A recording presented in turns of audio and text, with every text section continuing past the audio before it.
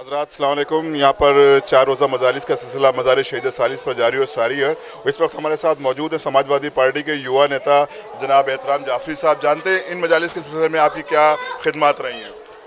हर साल की तरह इस साल भी यहाँ 4 रोज़ मजलिस चलती हैं, जिसमें बाहर से ज़ायरीन आते हैं और काफ़ी मौलाना भी आते हैं बाहर से, कनाडा से, आउट ऑफ इंडिया से।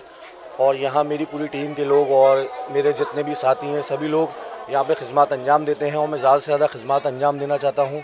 और मेरे जो प्रदेश अध्यक्ष हैं माननीय मोहम्मद अब्बास साहब, उन्होंने भी यही बोला है कि ज़्यादा से ज़्यादा यहाँ काम करिए और ज़ायरीन को किसी भी तरीके की यहाँ परेशानी नहीं हो। एहतराम और जैसा भी हो ज़्यादा से ज़्यादा आप इनको ज़ायरीनों को देखिए क्या है, क्या परेशानी है यहाँ पे। किसी भी तरीके की उनको परेशानी नहीं हो, ज़ायरीनों को किसी भी तरीके की। और आपने ज़ायरीनों के लिए इस वक्त क्या इंतजाम किए हैं?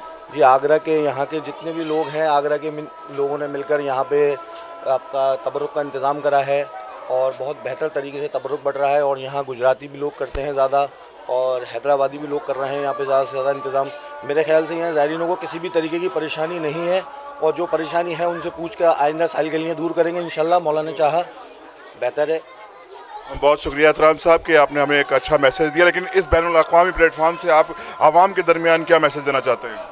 मैं यही देना चाहता हूँ, आवाम को भी यही चाहिए कि कमेटी का भी और हम लोगों का भी साथ दें। किसी भी तरीके की आवाम को परेशानी है वो हमें बताएं और सब अच्छी तरीके से यहाँ मजलिसें करें। किसी भी तरीके की आवाम को यहाँ परेशानी नहीं होनी चाहिए। मेरा यही वो है। ड्राफ्ट एजेंसी की पूरी टीम का शुक्रिया अदा करता हूँ।